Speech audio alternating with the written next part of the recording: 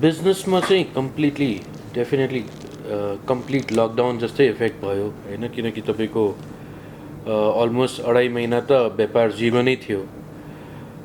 त्यसले गर्दा अब सुरुवातमा त अफिस पनि बन्दै थियो, सबै इन्डस्ट्री पनि बन्दै थियो, व्यापार एक पैसा पनि थिएन, ब्याङ्कको ब्याजहरू ड्यू नै भइरहेको थियो। त्यसले गर्दा कम्प्लिटली अफेक्टेड नै थियो हामी। पछिल्लो समयमा लास्ट अहिले 15-20 दिन 25 दिनदेखि चाहिँ अलिअलि व्यापार चाहिँ चालु भएको छ।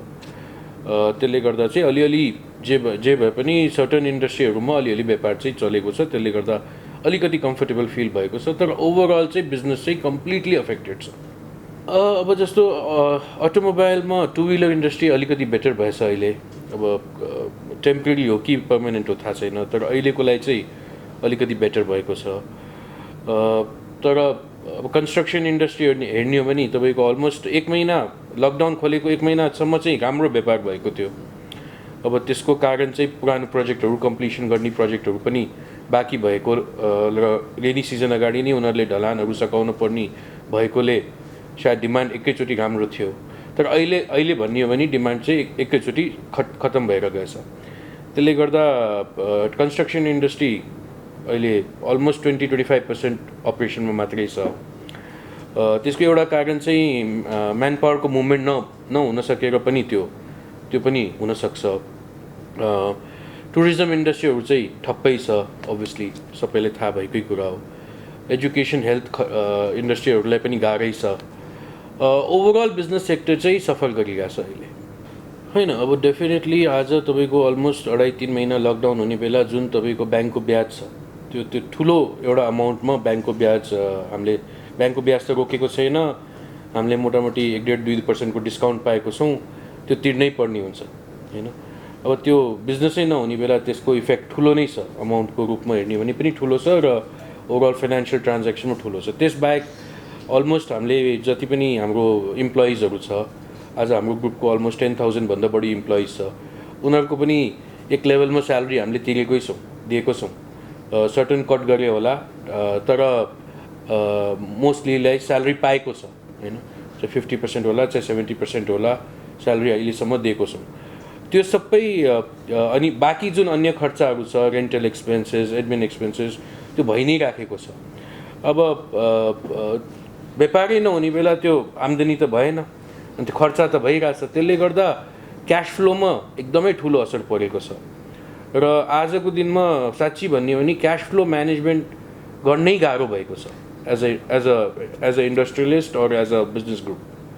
आजको दिनमा सबभन्दा ठुलो च्यालेन्जै बिजनेस हाउसको अथवा कुनै पनि व्यापार गर्ने मान्छेको क्यास फ्लो म्यानेज गर्ने हो। किन 3 महिनाको जुन व्यापारै नभएपछि खर्चा त्यतिकै रहने बेला त्यो क्यास फ्लो चाहिँ कहाँबाट आउँछ भन्ने क्वेसन मार्क भएको छ। फ्रेङ्कली भन्ने हो भने बजेटमा खासै प्राइभेट सेक्टरलाई एड्रेस गरेको जस्तो मलाई लाग्दैन। एउटा चाहिँ लार्ज स्टिमुलस प्याकेज चाहिँ लाउनु पर्ने हुन्थ्यो जस्तो लाग्छ। स्टिमुलस प्याकेज भनेको तपाईँको किनकि आज इकोनोमीमा मैले अघि भने जस्तो क्यास फ्लोको क्रन्च भएको छ। अब त्यो एउटा व्यापारीले, एउटा इन्डस्ट्रियलिस्टले, एउटा दोकानदारले, एउटा होटेलियरले जुन उसको पुँजी थियो रनिङ पुँजी, त्यो त साफ भइसकेको छ। अब त्यो पुँजी कहाँबाट आउँछ होइन। त्यसमाथि तपाईँको स्पेन्डिङ घटेर गएछ। अब एउटा नर्मल काम गर्ने मान्छेको पनि एउटा भनौँ न स्यालेरी उसले पाएको छैन, कति मान्छेले स्यालेरी पाएको छैन, कतिको जबै गएको छ भनेपछि उसले खर्च कसरी गर्छ, खर्च घटेर गएछ। त्यसले गर्दा जबसम्म गभर्मेन्टले एउटा भनौँ न इकोनोमीमा जुन तपाईँको 7-8% जिडिपी लस भएको छ, त्यति बराबरको त्यो पैसा पम्प भएन भने चाहिँ तपाईँको आखिर त्यो चक्का फेरि घुम्न कसरी थाल्छ।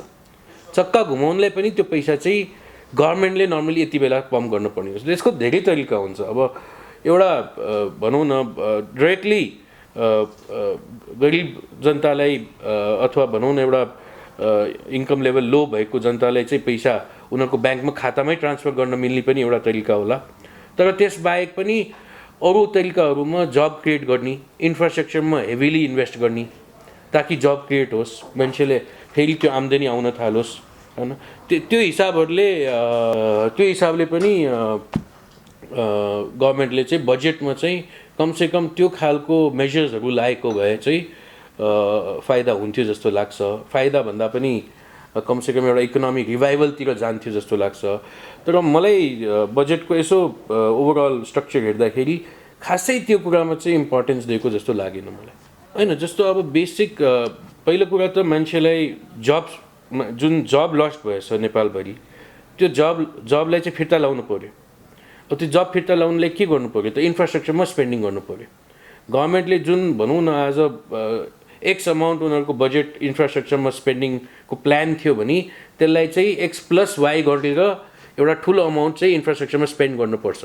त्यो गऱ्यो भने कमसेकम अझै भनौँ न 10,000 1 लाख जबहरू चाहिँ क्रिएट हुन्छ। त्यो जब क्रिएट भएपछि त्यो आम्दानी आएपछि त्यो मान्छेले फेरि इकोनोमीमा खर्च गर्छ, स्पेन्डिङ गर्छ, फुड किन्छ, कपडा किन्छ, तपाईँको अन्य सामानहरू किन्छ। त्यसले गर्दा त्यो स्पेन्डिङ पावर चाहिँ बढाउन जरुरी छ। त्यसले गर्दा अब चाहे त्यो इन्फ्रास्ट्रक्चरको रूपमा होस्, चाहे डाइरेक्ट पैसा चाहिँ उनीहरूको खातामा ट्रान्सफर गरेर होस्, चाहे जब क्रिएट गरेर होस्, चाहे तपाईँको स्टिमुलस प्याकेज अरू तरिकाको FDI लाउने स्टिमुलस प्याकेज होस्, चाहे लोकल इन्डस्ट्रीलाई चाहिँ कुनै खालको चाहिँ बेनिफिट दिएर उनीहरूले अझै इन्डस्ट्रियलाइजेसन बढाउने तरिका होस्, त्यसमा चाहिँ गभर्मेन्टले चाहिँ कमसेकम एउटा इन्भेस्टमेन्ट गर्नुपर्ने जरुरी देखिन्छ।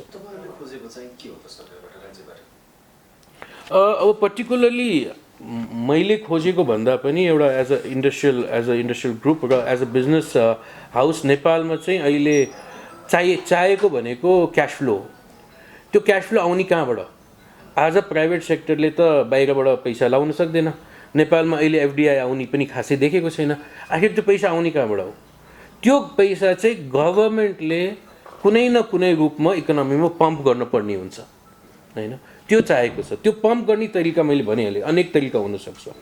तर त्यो पैसा चाहिँ जुन GDP लस हामीलाई भएको छ 7%, 8%, 10% भनौँ न, $30 बिलियन हाम्रो GDP छ भने $3 बिलियन लस छ भने $3 बिलियन चाहिँ कमसेकम गभर्मेन्टले चाहिँ आफ्नो ढुकुटीबाट अथवा कहीँबाट भनौँ न एक्स्ट्रा लोन लिएर भए पनि त्यो चाहिँ पैसा लिएर चाहिँ इकोनोमीमा पम्प गर्नुपर्छ। त्यो पम्प गरिसकेपछि चाहिँ डिमान्ड चाहिँ फेरि मार्केटमा रिभाइभ हुनसक्छ। अब यो त सायद कसैले पनि यसको जवाब दिन सक्छ जस्तो मलाई लाग्दैन, किनकि ग्लोबली नै अहिले बिजनेस भनेको बिजनेस मात्रै होइन, लाइफै अनप्रिडिक्टिभ भएको छ, होइन? बिजनेस त एउटा सानो पार्ट हो लाइफको। जब लाइफै अनप्रिडिक्टिभ भइसक्यो भनेपछि के भन्ने? तर अब जेनरली यसो हामीले ग्लोबली कुरा गर्दाखेरि चाहिँ वर्ल्ड चाहिँ 2 वर्षलाई चाहिँ ब्याकवर्ड गइसक्यो, कमसेकम 2-3 वर्ष चाहिँ। त्यसले गर्दा कमसेकम 2-3 वर्ष चाहिँ तपाईँको कम्प्लिट रिभाइभल हुन गाह्रो छ, होइन? तर यसको मतलब यो होइन कि सबैतिर एउटै जस्तो हुन्छ। कुनै कन्ट्रीको पोलिसीमा पनि डिपेन्ड गर्छ। हाम्रो देश भनेको आज 3 करोड जनताको देश हो, एउटा कम्पेरिटिभली एउटा सानो देश हो र हाम्रो जस्तो पपुलेसन भएको देश र अन्डर डेभलप्ड कन्ट्रीमा अलिकति छिटो रिभाइभल हुनसक्छ कि जस्तो लाग्छ मलाई, होइन?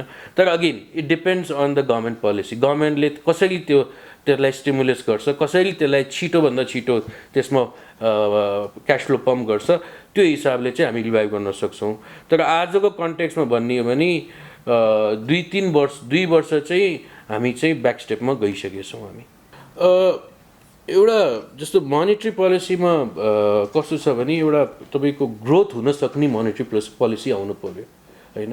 तपाईँको एउटा कन्ट्रेक्टिभ मोनेटरी पोलिसी हुन्छ र एउटा एक्सप्यान्ड गर्न सक्ने मोनेटरी पोलिसी हुन्छ। अहिलेको बेला हामीलाई चाहिँ एक्सप्यान्ड गर्न सक्ने मोनेटरी पोलिसी चाहिन्छ, होइन? त्यसको लागि अलिकति लिबरल र अलिकति ओपन खालको मोनेटरी पोलिसी चाहिँ नेपालमा आउनुपर्छ, जसले गर्दा कि जुन बिजनेसहरूलाई गाह्रो भएको छ र कन्जम्सन घटेको छ, इन्फ्लेसन बढिरहेछ, त्यसलाई चाहिँ कन्ट्रोल गर्ने हिसाबले, इन्ट्रेस्ट रेटलाई कम गर्ने हिसाबले चाहिँ हाम्रो मोनेटरी पोलिसी आउनुपर्छ। अब एउटा इन्ट्रेस्टले पनि इन्फ्लेसनमा एड गर्छ। अब आजको दिनमा हरेक चिजको पैसाको भ्याल्यु नै घटेर जाँदैछ, होइन? त्यसले गर्दा अब इन्ट्रेस्ट रेट कतिसम्म त मैले ठ्याक्कै भन्न सकिँदैन, तर आजको दिनमा कम इन्ट्रेस्ट रेट भयो भने बल्ल बिजनेस अपर्च्युनिटी क्रिएट हुने हो, नयाँ बिजनेस अपर्च्युनिटी क्रिएट हुने हो र कम इन्ट्रेस्ट हुने बेला इन्फ्लेसनलाई पनि हेल्प गर्ने हो। त्यसले गर्दा अब पहिलेको कन्टेक्स्टमा भनौँ न 10, 11, 12% थियो भने आजको दिनमा 4, 5, 6%मा आउनुपर्छ। अब यो त अगेन यो गभर्मेन्टको पोलिसी र राष्ट्र ब्याङ्कको पोलिसीमा डिपेन्ड गर्छ होइन। किनकि आज हेर्नुहोस् है, मेरो कमन एकदम सिम्पल ल्याङ्ग्वेजमा भन्छु, आज ब्याङ्कले डिपोजिटरलाई 10% इन्ट्रेस्ट दिइरहेको थियो। फर इक्जाम्पल के बेसिसमा दिइरहेको थियो? कसैले 10%मा अथवा 12%मा ब्याङ्कबाट लिइरहेको थियो। ब्याङ्क 12%मा लिइरहेको थियो र उसले त्यो 12%मा लिएर पनि 15, 16, 17, 20% कमाइरहेको थियो होइन। आज लिने मान्छे छैन त्यो भाउमा, लिएर उसले लस लाग्छ भनेपछि जब उसले ब्याङ्कले कमाएर दिन सक्दैन भने ब्याङ्कले डिपोजिटरलाई दिन सक्दैन भनेपछि डिपोजिटरलाई अटोमेटिकली जुन उसको एउटा ब्याङ्कमा डिपोजिट गर्ने बेला 10% आइरहेको थियो भने उसले आजको दिनमा 3%, 2%, 4% भन्दा बढी पाउन सकिँदैन किनकि इन्कम छैन। अब यो कसरी कन्ट्रोल गर्ने मेकानिजम के हुनुपर्छ त्यो त I think I am not expert on that होइन। तर मैले एउटा कमन मान्छेको हिसाबले सोचेँ, जब म इन्कमै गर्न सक्दैन भनेपछि, जब मेरो कमाइ नै हुँदैन भने म त्यत्रो महँगो ब्याजमा पैसा लिन सक्दैन र ब्याङ्कले पनि जब ब्याङ्कले त्यो महँगो ब्याजमा पैसा लगाउन सक्दैन भने ब्याङ्कले पनि आफ्नो डिपोजिटरलाई महँगो ब्याज दिन सकिँदैन। त्यसले गर्दा त्यो पनि हो एउटा तरिका। दोस्रो तरिका, गभर्मेन्टले पनि त्यसलाई सब्सिडाइज गर्न सकिन्छ होइन। राष्ट्र ब्याङ्कले पनि सब्सिडाइज गर्न सक्छ, गभर्मेन्टले पनि सब्सिडाइज गर्न सक्छ सेक्टर वाइज होइन। जस्तो कुरा गर्ने हो भने अटोमोबाइल लोनमा, रियल इस्टेट लोनमा होइन, अब तपाईँको एग्रो लोनमा, अनेक लोनहरूमा चाहिँ गभर्मेन्टको तर्फबाट पनि 2%, 3%, 4% सब्सिडाइज गर्न सकिन्छ। अब सबभन्दा पहिला त जुन तपाईँको यो 3-4 महिनाको जुन लसेस छ र आउने दिनमा पनि प्रफिटेबिलिटी त घट्ने नै छ डिमान्ड जब कम हुन्छ, त्यसले गर्दा एउटा सर्टन पिरियडको ब्याज लाई चाहिँ क्यापिटलाइज गर्नुपर्ने हुन्छ होइन।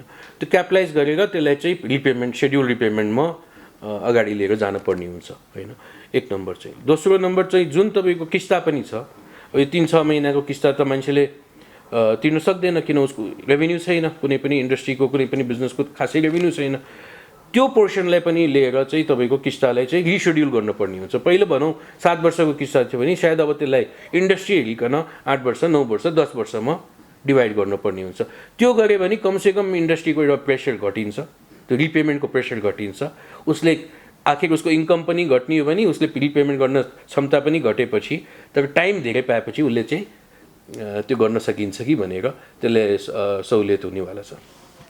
मोनेटरी पोलिसीमा मैले अघि भनिहाल्यो, मेजर कुरा इकोनोमीलाई र क्यास फ्लोलाई कसरी इकोनोमीमा बढाउने हो होइन, पैसाको युसेज कसरी बढाउने हो होइन, त्यसमा फोकस गरेर र कुन सेक्टरमा हामी मोनेटरी पोलिसीको हिसाबले कम ब्याजमा पैसा दिने अथवा कुन सेक्टरलाई चाहिँ अलिकति खुकुलो बनाउने। जस्तो भनौँ न आजको दिनमा 4 व्हिलर बिकेको छैन, अब 4 व्हिलरमा डाउन पेमेन्ट घटाउने हो कि होइन, अथवा भनौँ न ब्याज दर घटाउने हो कि। अब रियल इस्टेट पनि ठप्प छ, रियल इस्टेटमा केही चिजमा बेनिफिट दिने हो कि होइन, कसैले घर किन्ने हो अथवा अहिले यति बेला घर बनायो भने त्यसमा इन्ट्रेस्ट रेट कम गर्ने हो कि, अथवा भनौँ न लङ टर्म जस्तो युएसहरूमा 15-20 वर्षको किस्ता हुन्छ त्यसरी लग्ने हो कि। त्यो गर्दाखेरि इकोनोमीमा एउटा सामान्य मान्छे अथवा भनौँ न बिजनेस गर्ने मान्छेको मनोबल बढेर जाने हो र उसले भनौँ न जुन चिज 3 वर्षपछि गर्न सोचिरहेको छ त्यो आज गर्न सक्ने क्षमता हुने हो अनि इकोनोमीमा पैसा हुने हो होइन।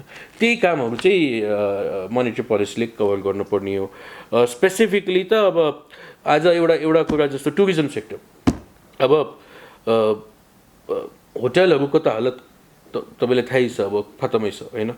इन्टरनेसनल टुरिज्म त जिरै छ र कहिले रिभाइभ हुनेवाला छ त्यसको अहिलेसम्म कुनै त्यो क्ल्यारिटी छैन र यसो ग्लोबल फिगरमा पनि 2 वर्ष चाहिँ यसलाई ब्याक टु नर्मल आउन कमसेकम 2 वर्ष लाग्छ भनेर जेनरली भन्ने गरेछ। अब त्यो ठ्याक्कै त भन्न सकिँदैन भनेपछि आज जसले होटल सेक्टरमा इन्भेस्ट गरेको छ, टुरिज्म सेक्टरमा लोन लिएको छ, उसले ब्याज र किस्ता कसरी तिर्छ है, र भोलि त ऊ ब्याङ्क्रप्सीमा जानुपर्ने हुन्छ। तर आजको दिनमा अब मोनेटरी पोलिसीले त्यसलाई चाहिँ सहुलियत दिन जरुरी छ। त्यो ब्याज र किस्तालाई चाहिँ अब पोस्टपोन गर्नुपर्ने जरुरी हुन्छ हैन, किन 2 वर्ष उसको बिजनेस हुँदैन, 1 वर्ष उसको बिजनेस हुँदैन भनेपछि त्यो 2 वर्षको इन्ट्रेस्ट र जुन रिपेमेन्ट छ त्यसलाई चाहिँ अहिलेको लागि तपाईँको पोस्टपोन गरेर पछि उसको लास्टको किस्तामा जोड्न पर्ने हुन्छ। त्यो गरे भने कमसेकम उसलाई उसको एउटा खर्च त बच्यो। अनि अब 3-4 दिनमा हट ट्रायल मतलब भनेको एक्चुअल मोटरसाइकलको प्रोडक्सन ट्रायल बेसिसमा चालु हुन्छ। हामीले चाहिँ यो अहिले जुन नेपालमा यसपालिको बजेटमा खासै 2 व्हिलर मात्रै एड्रेस गरेको छैन, 3 व्हिलर र 4 व्हिलरमा 50% एक्साइजमा अफ गरेको छ र 2 व्हिलरमा 25% अफ छ। त्यो एक्चुअलमा त्यो 25% अफ भन्ने 25% अफ होइन कि 25% डिस्काउन्ट हो, तर भ्याल्यु एडिसनमा चाहिँ फेरि एक्साइज लागिहाल्छ हैन। त्यो भनेको ओभरअल मोटरसाइकलको प्राइसमा 2% को मात्रै बेनिफिट छ है।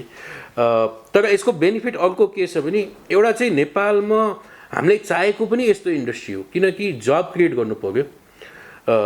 सुरुवातमा हामीसँग टेक्नोलोजी छैन, हामीले एउटा एसेम्बली प्लान्टबाट हामी सुरु गर्न सक्यौँ र भनौँ न 100, 200, 500, 1000 मान्छेलाई जब दिन सक्यौँ र भोलिको दिनमा त्यही टेक्नोलोजीलाई नेपालमा हामी बढाउँदै लग्यो भने हाम्रो डिमान्ड पनि बढ्दै जाने हो र हाम्रो नेपालमै हामी त्यसको पार्ट्स पुर्जाहरू बनाउन सक्छौँ हैन, भ्याल्यु एडिसन गर्न सक्छौँ र बिस्तारै त्यो गर्दा गर्दा हामी म्यानुफ्याक्चरिङमा पनि जान सक्छौँ। भारतमा हेर्नुहुन्छ भने सुरुमा तपाईँको टिभिएस, होन्डा होला, हिरो होला, उनीहरूले पनि त्यसरी नै सुरुवात गरेको थियो।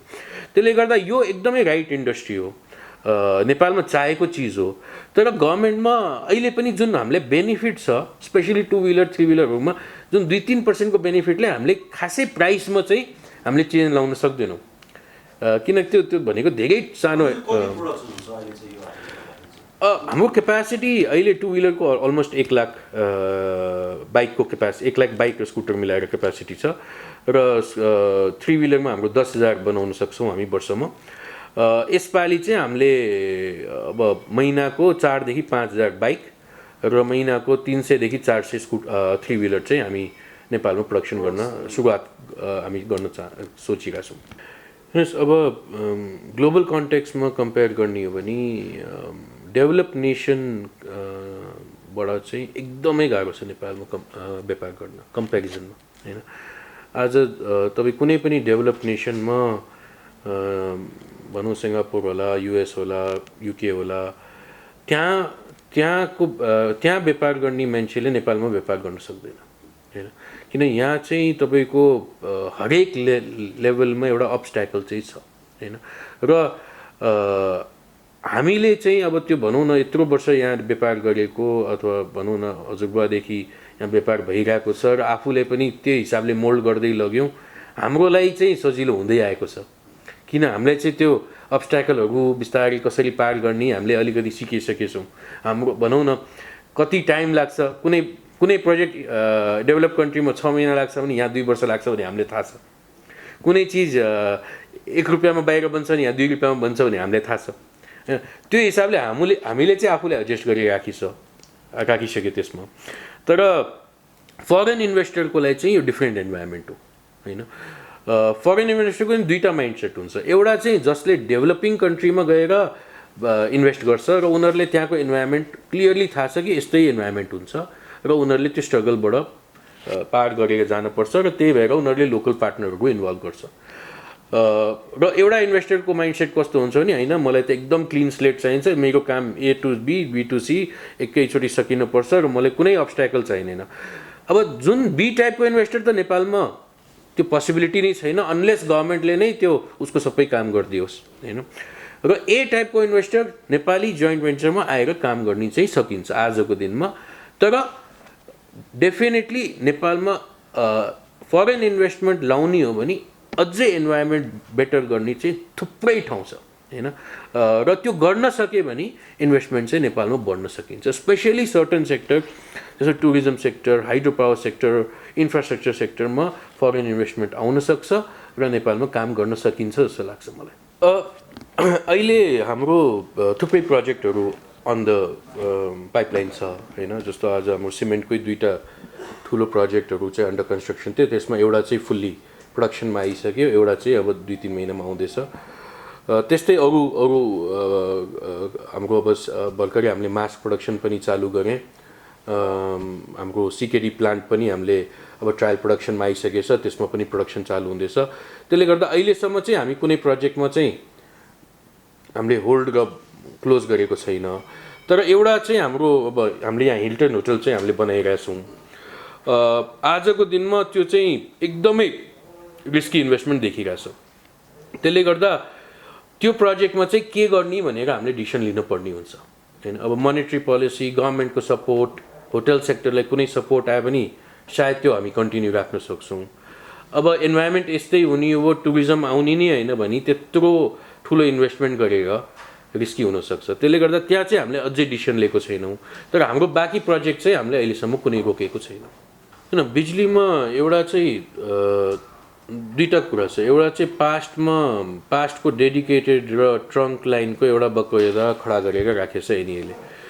त्यो जुन कि जेन्युइन छैन, कुनै त्यसको आधार छैन, कुनै एउटा त्यसको भनौँ न कुनै डिटेल र प्रुफ चाहिँ एनइएसँग छैन कि तपाईँले बिजुली लिनुभयो, अथवा नियम कानुन अनुसार पनि छैन।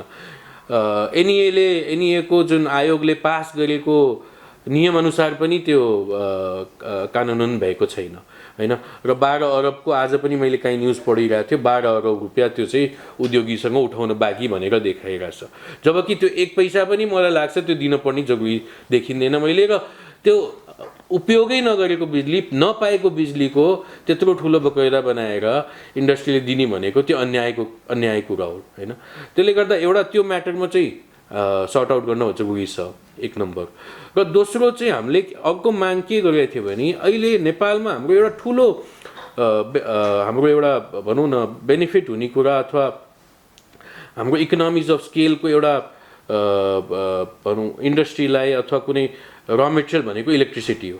र हामीसँग आज हाम्रो कम्पिटिटिभ एडभान्टेज भनेको नेपालमा बिजुली बाहेक अरू खासै केही छैन हैन। र आज नेपाल अझै पनि हामी इम्पोर्ट बेस्ड कन्ट्री नै हो। र बिजुली यदि गभर्नमेन्टले सस्तो दिन सकेको भए, एनइएले सस्तो दिन सकेको भए हामी चाहिँ धेरै कुराहरू एक्सपोर्ट गर्नेतिर हामी लाग्न सक्थ्यौँ हैन। र हाम्रो माग पनि के थियो भने यसपालि पहिलेको भन्दा 20% रेट घटाइदिनुस् भनेर हामीले भनेको थियौँ, 1 नम्बर। अर्को हामीले के भनेको थियो भने एक्सपोर्ट, तपाईँले भोलिको दिनमा नेपालमा त बिजुली प्रोडक्सन बढ्दै जान्छ र एक्सपोर्ट गर्नुपर्ने हुन्छ। तब बिजुली एक्सपोर्ट गर्न भन्दा finish product, value added product export गऱ्यो भने नेपालमा जब क्रिएसन पनि हुन्छ, नेपालमा बिजुली खपत पनि हुन्छ र हामी भ्यालु एडेड प्रोडक्ट एक्सपोर्ट गर्न सक्छौँ। र भोलि आज इन्डियन एक्सचेन्जमा बिजुलीको दाम 2.5 रुपियाँ युनिट छ भनेको 4 रुपियाँ नेपाली। हामी के भनेको छौँ त्योभन्दा 10% माथि हामीलाई देऊ। 4 रुपियाँ इन्डिया एक्सपोर्ट गर्छौँ भने हामीलाई 4 रुपियाँ 40 पैसामा देऊ। 5 रुपियाँमा गर्नुहुन्छ भने 5 रुपियाँ 50 पैसामा देऊ। तर हामीलाई चाहिँ अझै 9 रुपियाँमा दिइराख्नु भएछ।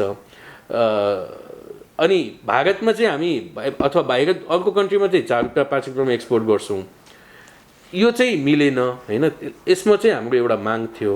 र भोलिको दिनमा पनि मलाई लाग्छ नेपालमा चाहिँ बिजुली सस्तो गरे भने चाहिँ हाम्रो इन्डस्ट्रियल डेभलपमेन्ट हुन हैन। एउटा मात्रै कम्पोनेन्टले हुँदैन हैन। बिजुली एउटा पार्ट हो, एउटा फ्याक्टर हो। सिमेन्टमा पनि ठुलो फ्याक्टर हो, स्टिल इन्डस्ट्रीमा पनि बिजुलीको ठुलो रोल छ, झन् स्टिलमा झन् ठुलो रोल छ। र अरू पनि धेरै इलेक्ट्रिसिटी हाई कन्जम्सन इन्डस्ट्री हुन्छ, जस्तो कि धागो इन्डस्ट्री, अरू पनि इन्डस्ट्रीहरू, फर्टिलाइजर, त्यस्तो थुप्रै इन्डस्ट्री हुनसक्छ जहाँ कि बिजुलीको खपत ठुलो रूपमा हुन्छ। जहाँसम्म सिमेन्टको एक्सपोर्टको कुरा छ, बिजुली एउटा फ्याक्टर हो। मैले भनिहालेँ जुन रेटमा हामी भारत एक्सपोर्ट गर्छौँ अथवा अरू कुनै देशमा हामी एक्सपोर्ट गर्छौँ त्योभन्दा 2, 4, 5, 10% एक्स्ट्रामा नेपालको ठुलो उद्योगलाई बिजुली पाउनुपर्छ। ठुलो के मोस्टली अल उद्योगलाई पाउनुपर्छ। र सिमेन्ट एक्सपोर्ट गर्ने हो भने एउटा इन्ट्रेस्ट रेट पनि हाम्रो 4-5%मा आउनु पर्यो। स्पेसली एक्सपोर्ट बेस्ड इन्डस्ट्री र भनौँ न नेपालमा सिमेन्ट स्टिल जस्तो उद्योगमा 4-5%मा इन्ट्रेस्ट रेट लाउन सक्नु पर्यो। तेस्रो कुरा चाहिँ गभर्नमेन्टले इन्फ्रास्ट्रक्चर डेभलपमेन्टमा अलिकति सपोर्ट गर्नु। आजको दिनमा जुन हाम्रो माइन्स भनेको सबै पहाडमा छ। पहाडबाट चुनढुङ्गा तलसम्म झार्न, त्यहाँको जुन बाटोको कन्डिसन, कस्टिङ, सानो टिप्पर चलाउनु पर्ने, त्यसले गर्दा हाम्रो कस्टहरू हाई छ। त्यसैमा हामीले भनौँ न माइनबाट प्लान्टसम्म अलिक ठुलो बाटोहरू, अलिक ठुलो टिप्पर चल्ने बाटोहरू, राम्रो बाटोहरू बनाउन सक्यो भने हाम्रो कस्ट त्यहाँबाट कम हुन्छ, इन्ट्रेस्टबाट कम हुन्छ र त्यसबाहेक हाम्रो बिजुलीबाट कम हुन्छ। त्यो भयो भने चाहिँ हामी सिमेन्ट पनि इन्डियामा एक्सपोर्ट गर्न सक्छौँ। प्राइस पनि कतिले घट्छ त्यो भयो भने आजको अब त्यो त भनौँ न कुन हिसाबले बेनिफिट पाउने हो, कति इन्ट्रेस्ट रेट हुने हो, कति बिजुली। तर म के भन्न सक्छु भने नेपालबाट सिमेन्ट एक्सपोर्ट चाहिँ हुने पोटेन्सियल छ, होइन, डेफिनेटली छ। तर गभर्मेन्टले चाहिँ यसमा एकदमै केयरफुली हेर्नुपर्छ कुन सेक्टरमा कति घटाउँदाखेरि यो एक्सपोर्ट हुनसक्छ। र हाम्रो सिमेन्ट सायद दिल्ली बम्बे नजाला, तर इन्डियाको बर्डरभन्दा 100 किलोमिटरको रेन्जमा पनि हाम्रो सिमेन्ट गएर बिक्न सक्यो भने एउटा लार्ज कन्जम्सन चाहिँ हुनसक्छ जस्तो मलाई लाग्छ। यस्तो छ, पहिलो कुरा त इन्डस्ट्री भनेको डिमान्ड एन्ड सप्लाईमा चल्ने हो र कम्पिटिसनमा चल्ने हो। हामी कुनै पनि हामीलाई सहुलियत पाउने बेला, चाहे त्यो इन्ट्रेस्ट रेटको होस् चाहे बिजुलीको होस्, हामी आफ्नो पकेटमा राख्नै सक्दैनौँ, किन हामी कम्पिटेटिभ इन्डस्ट्रीमा काम गर्छौँ र मार्केटको डिमान्ड एन्ड सप्लाई अनुसार हामी प्राइसिङ राख्नुपर्छ। र आजको दिनमा नेपालमा सिमेन्ट र स्टिलमा हामी आत्मनिर्भर पनि छौँ र हामी ओभर प्रोडक्सनमा छौँ। नेपालको 20 करोड बोराको सिमेन्टको डिमान्ड छ भने अस्ति लास्ट जाने वर्षमा हाम्रो क्यापासिटी चाहिँ 40-50 करोड पुग्न लागिसक्यो। स्टिल प्रोडक्सनको हाम्रो डिमान्ड 2 मिलियन टन छ भने हाम्रो क्यापासिटी 6 मिलियन टन पुग्न लागिसक्यो। भनेपछि यस्तो प्रतिस्पर्धाको ठाउँमा हामीले एउटा होइन, स्टिलको आज 40वटा उद्योग छ, सिमेन्टको 60वटा उद्योग छ। तपाईँलाई लाग्छ हामीले त्यो कम्पिटिसनको माहौलमा हामीले आफ्नो पकेटमा राख्न सक्छौँ? त्यो कतै हुन सक्दैन र त्यो हुन पनि हुँदैन। त्यो आखिर डिमान्ड पासै हुने हो। जहाँसम्म अहिले सिमेन्टको भाउ बढेको अथवा अलिअलि तलमाथि भएको कुरा छ, एउटा त डिमान्ड सप्लाई पनि हो र अर्को कुरा यसपालि चुनढुङ्गा तल आउनै सकेको छैन। तपाईँले सुन्नुभयो होला, हाम्रो बर्खामा हाम्रो खानीहरू त्यति सञ्चालन हुँदैन, बाटो सञ्चालन हुँदैन। मैले अघि बाटोको कुरा गरिहालेँ, हाम्रो बाटो 12 महिना चलेको भए सायद हाम्रो कस्ट पनि घट्थ्यो। र हाम्रो मेन ढुङ्गा सञ्चालन हुने भनेको 4-5 महिना हो, होइन। र यो यति बेला कोभिडले गर्दा त्यो ढुङ्गा नै तल आउन सकेको छैन। 1 लाख टनभन्दा बढी त क्लिङ्करै इम्पोर्ट भइसक्यो यसपालि, होइन। त्यसले गर्दा पनि अलिकति कस्ट बढेको। धेरै कुरा हामीले सिकेको छौँ, होइन। पर्सनल लेभलमा हामीले फ्यामिलीको भ्याल्यु पनि सिकेको छौँ, होइन। किनकि हामी सबैले आफ्नो फ्यामिलीसँग जुन एउटा टाइम स्पेन्ड गर्न पायौँ, होइन, त्यो पनि एउटा पोजिटिभ साइड हामीले सिकेको छौँ, होइन। तर बिजनेस साइडमा हेर्ने हो भने धेरै नै कुरा कोरोनाले सिकाएको छ। जस्तो कि आजको दुनियाँ कस्तो भइसक्यो भने अनप्रेडिक्टेबल। भोलि तपाईँ व्यापार गर्नुहुन्छ, त्यत्रो लगानी गर्नुहुन्छ, त्यत्रो पैसा लोन लिनुहुन्छ, आफ्नो इन्भेस्टमेन्ट गर्नुहुन्छ, त्यत्रो मान्छेलाई जागिर दिनुहुन्छ, तर भोलि त्यो व्यापार के हुनसक्छ भन्ने थाहै छैन, होइन। तपाईँको टोटल रिस्कमा हुनुहुन्छ। आज अनप्रिडिक्टिभ भइसक्यो। त्यसले गर्दा यो चाहिँ अहिले क्यापिटल इन्टेन्सिभ बिजनेस गर्नलाई चाहिँ एकदमै रिस्की वर्ल्ड भइसकेको छ यो, होइन। त्यो चाहिँ एउटा ठुलो लेसन चाहिँ हामीले पाएको छ। जुन हामी 1000 करोडको 2000 करोडको प्रोजेक्ट लगाउँछौँ, कुनै हामीले एउटा भनौँ न 5 वर्ष 10 वर्षमा कमाउला भनेर, भोलि के हुन्छ भन्ने थाहा छैन। अहिले कोरोना आएछ, भोलि अर्को कुन डिजिज आउँछ, होइन। त्यसले गर्दा यस्तो कुराहरू पनि हामीले थाहा पाएछ।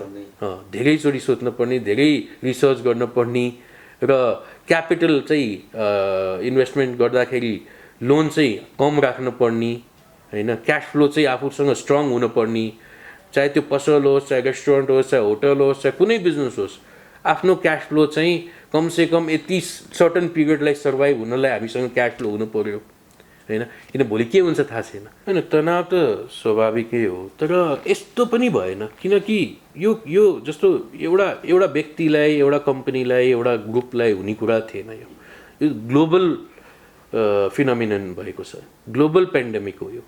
हामीलाई मात्रै असर पर्ने होइन, एउटा झन् हामीलाई भन्दा त एउटा भनौँ न डेली कमाउने डेली खानेलाई बढी असर परेको छ, होइन। अब आखिर जिन्दगीमा पैसा मात्रै सबै कुरा होइन, बाँच्न पनि पर्यो नि, होइन। त्यसले गर्दा तनाव त सबैले भएको होला, मलाई पनि भएको थियो। तर त्यस्तो पनि होइन, एक तरिकाले सुरुको बेला रमाइलो पनि भयो, धेरै समय फ्यामिलीसँग टाइम बिताउन पाएँ, होइन। त्यसले गर्दा राम्रो पनि भयो। तर स्ट्रेस चाहिँ अभियसली बिजनेस गरेपछि स्ट्रेस भइ नै हाल्छ।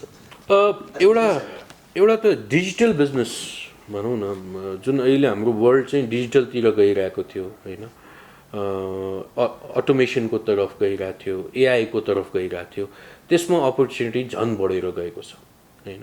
आज अहिले हेर्नुहोस् है, तपाईँको कति मान्छेले होम डेलिभरी लिइरहेछ खानापिनाको कुराहरू पनि होइन। आज हरेक चिज मान्छेले त्यो जुमबाट गरिरहेछ मिटिङहरू पनि होइन। त्यो डिजिटल बिजनेसमा धेरै ठुलो अपर्च्युनिटी छ ग्लोबली र त्यसमा कम्पेरिटिभली इन्भेस्टमेन्ट पनि कम चाहिन्छ, क्यापिटल इन्भेस्टमेन्ट पनि कम हुन्छ। जस्तो आज हामीले एउटा इन्डस्ट्री लगाउने 1000 करोड चाहिन्छ भने त्यो भनौँ न त्यो डिजिटल बिजनेस गर्नलाई त्यो खालको इन्भेस्टमेन्ट चाहिँदैन, अनि इन्भेस्टर पनि पाउँछ ग्लोबली।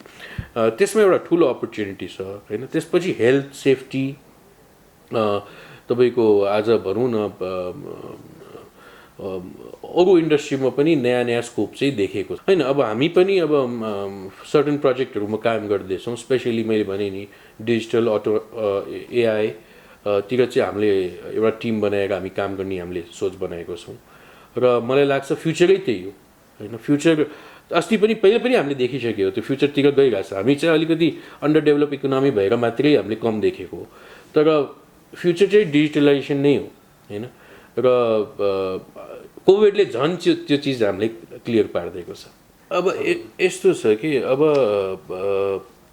हेर्नुहोस्, पहिलो कुरा त नेपालमा जुन कुरालाई जसरी हेर्ने गरेछ, जसरी अब मिडियाले नै जसरी त्यसलाई बढाउने गरेछ, त्यो कुरा चाहिँ मैले तपाईँहरूले क्लियरली देख्नुभएछ। आज एउटा सानो इस्युलाई भनौँ न, जुन ग्रुपले 10,000 मान्छेलाई जागिर दिइरहेछ, जुन ग्रुपको 3% जिडिपीमा कन्ट्रिब्युसन छ, जुन ग्रुपले चाहिँ नेपालको सबभन्दा ठुलो विद्युत कन्ज्युम गरिरहेछ, जुन ग्रुप लार्जेस्ट ट्याक्स पेयरमा हाम्रो अवार्ड पाएको छ होइन, त्यो ग्रुपमा $15,000 को मुद्दा बनाएर त्यसलाई चाहिँ यत्रो ठुलो कन्ट्रोभर्सीमा कन्भर्ट गरेको थियो होइन।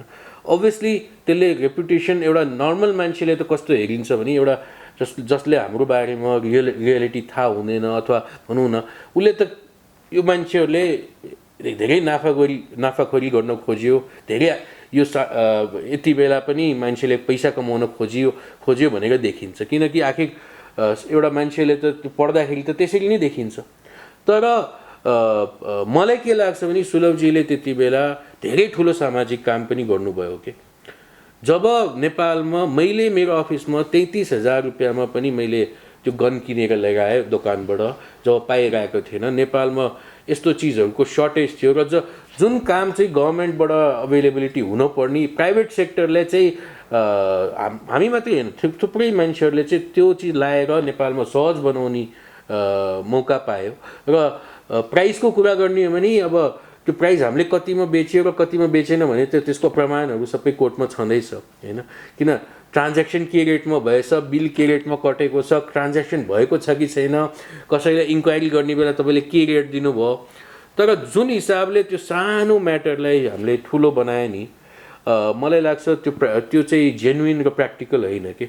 आज $15,000 भनेको जुन कम्पनीको दिनकै खर्चा लाखौँ करोडौँमा हुन्छ, $15,000 को लागि, $20,000 को लागि अथवा 15 लाख रुपियाँको लागि त्यसको एउटा एक्जिक्युटिभ चेयरम्यानले, भाइस चेयरम्यानले त्यत्रो त्यो नाफाखोरी गर्न खोज्छ भनेर यो सोच्न पनि मलाई लाग्छ सही होइन जस्तो लाग्छ होइन। सबभन्दा पहिला त हामीले यो भनौँ न टिभीएसको सिकेडी प्लान्ट हामीले आजभन्दा 2-2.5 वर्षदेखि नै हामीले प्लान गरिरहेको थियौँ र गभर्मेन्टको अलिकति पोलिसीहरू क्लियर नभएर पनि अलिकति डिले भइरहेको थियो र आजको दिनमा हाम्रो प्लान्टहरू सबै सेटअप भएर अब हामी चाहिँ ट्रायल प्रोडक्सनमा आइसकेका छौँ र त्यसले गर्दा ऊ सर्भाइभ गर्न सकिन्छ।